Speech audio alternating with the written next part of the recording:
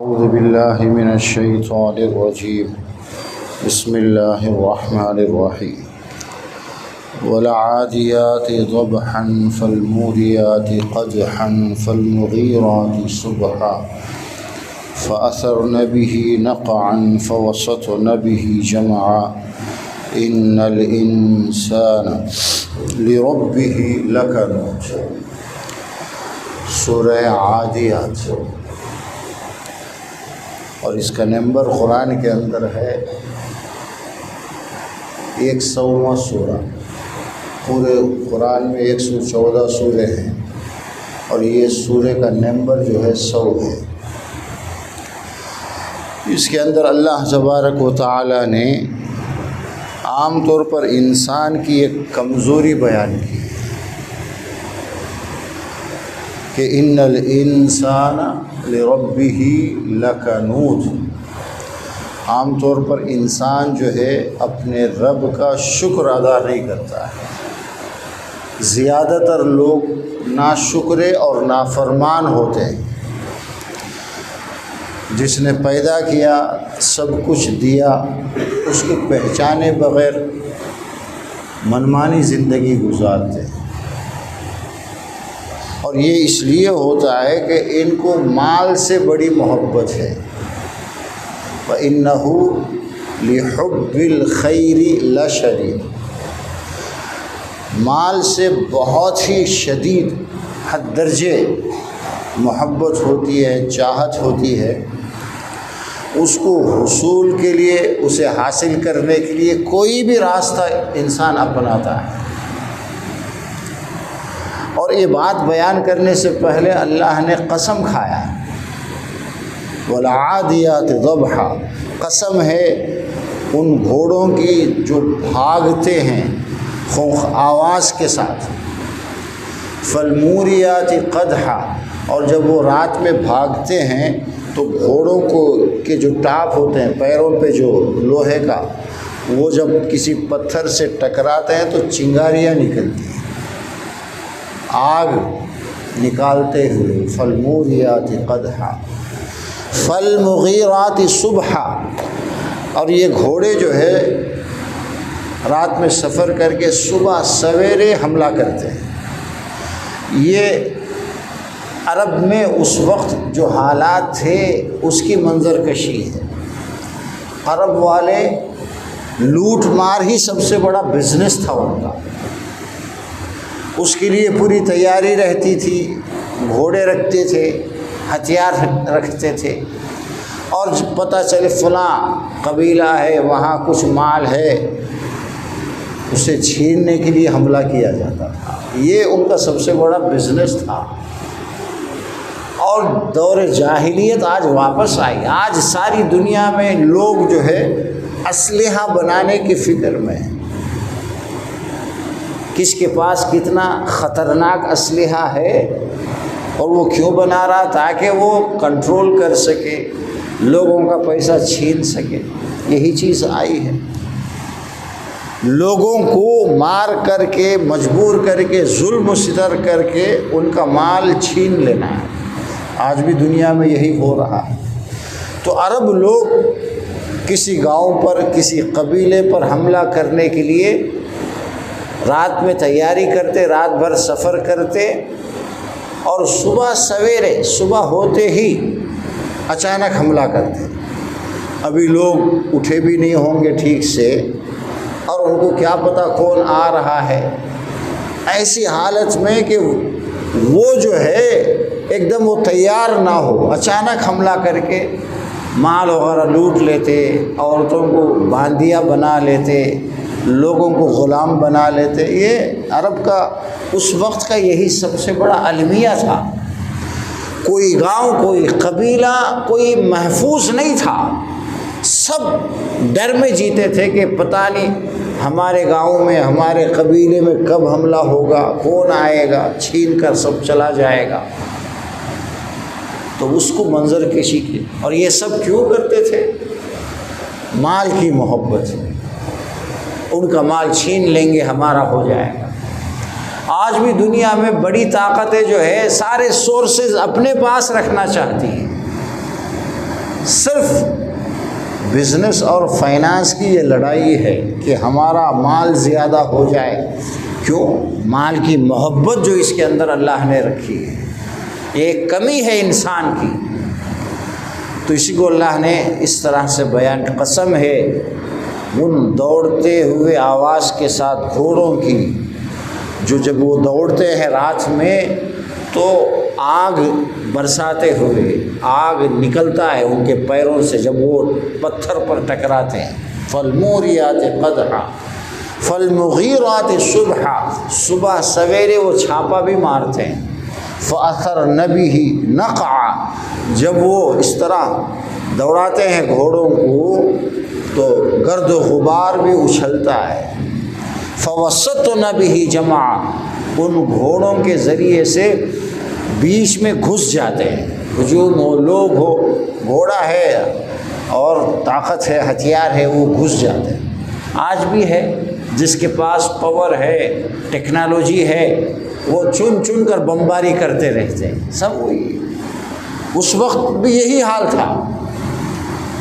آگے اللہ نے فرمایا یہ سب ہوتا کیوں ہے؟ ان الانسان لربه لکنود وانه على ذلك لشہید وانه لحب الخیر لشدید. اصل میں انسان کو جو مال کی محبت ہے اسے حاصل کرنے کے لیے یہ سب کرتا ہے. دنیا کو پریشان کرتا ہے، لوگوں پر ظلم کرتا ہے، سب کچھ کرتا ہے. حالانکہ اسے مال اس لیے ملا تاکہ یہ غریبوں کی مدد کرے، کمزوروں کا ساتھ دے. یہ شکر ہوتا. اللہ نے جو اسے دیا ہے کچھ، اس سے اللہ کے جو بندے ہیں، مخلوق ہے، ان کی آسانی کے لیے کام کرے. لیکن کرتے نہیں ہیں، سب بھول کر کے منمانی کرتے ہیں اور اللہ کی نافرمانی، ناشکری کرتے ہیں، یاد ہی نہیں رکھتے اللہ. آگے اللہ نے فرمایا اب یہ عام طور پر لوگوں کی یہ حالت ہوتی ہے، یہ مائنس ہے، یہ کمزوری ہے لوگوں کی.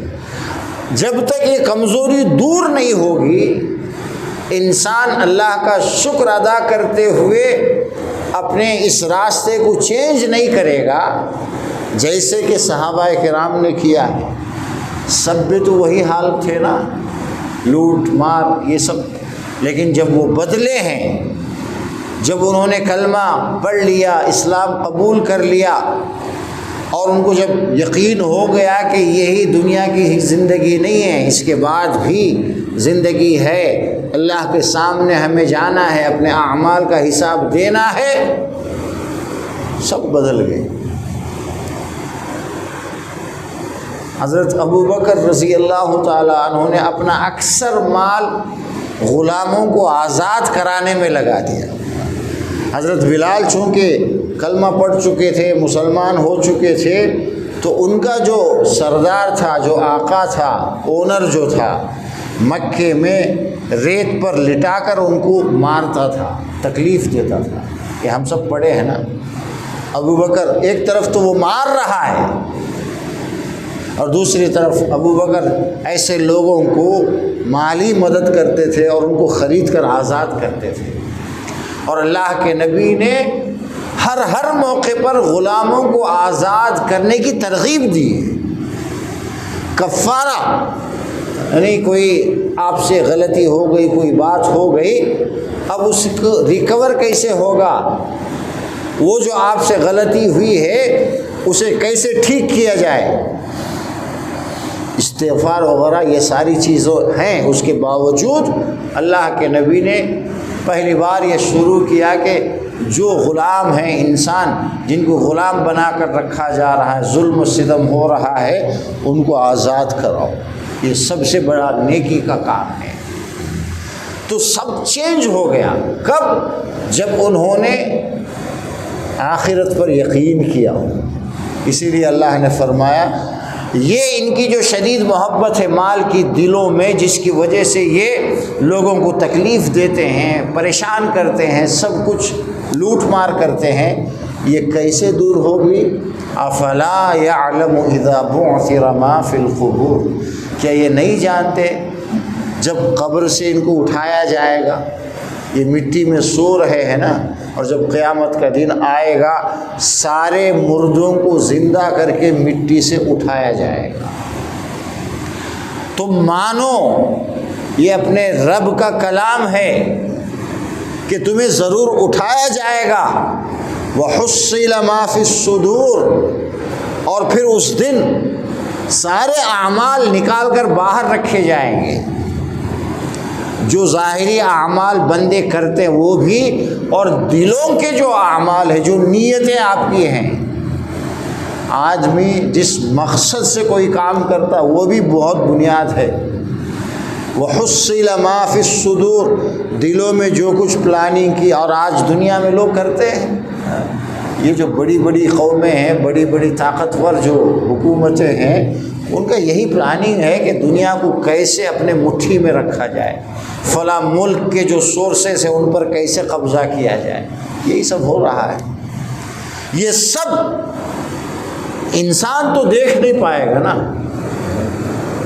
کوئی جرم ہوتا ہے تو لوگ کوشش کرتے ہیں کہ اس جرم کے پیچھے کون ہے، اصل مقصد کیا ہے، کیوں ایسا ہوا، لیکن اس تک پہنچنا اتنا آسان نہیں ہے، صرف اندازہ لگا سکتے ہیں، لیکن وہ عالم الغیب ہے۔ ان ربهم بهم یومئذ لخبیر، وہ سب کچھ جانتا ہے، دلوں کے سارے بھید نکال کر کے سب کے سامنے لائے گا قیامت کے دن اللہ تبارک و تعالی۔ جس انسان کو جب یہ یقین ہو کہ مجھے ایک دن اللہ کے سامنے جانا ہے، میں جو کچھ کروں گا، جو کچھ پلاننگ میرے دلوں میں جو بھی ہوگا، میرے ظاہری اعمال، میرے اندر کے جو اعمال ہیں، ایک ایک کر کے سب پبلک ہو جائیں گے، سب کے سامنے آئیں گے۔ یہ یقین جتنا بڑھتا جائے گا، مال کی محبت اس کی اتنی ہی کم ہوتی جائے گی، وہ اس عیب سے، اس کمزوری سے وہ پاک ہو جائے گا اور پرفیکٹ بنے گا۔ مال کی محبت جب تک دلوں میں ہے اور اس کی وجہ سے آدمی جائز ناجائز کا خیال نہ کرے۔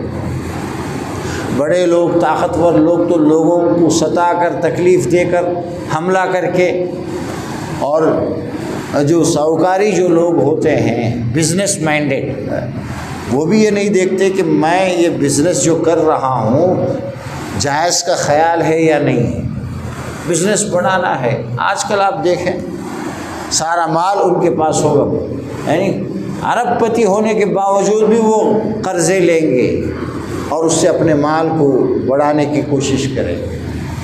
تو یہ ساری چیزیں کب دور ہوگی؟ جب آخرت کا اسے پکا یقین ہوگا کہ قبر سے مجھے ایک دن اٹھایا جانا ہے، اور میرے جو ظاہری اعمال ہیں اور دل کے جو اعمال ہیں سب اللہ سامنے لائے گا، پھر اس کے حساب سے حساب ہوگا اور اس کا بدلہ پورا ہوگا۔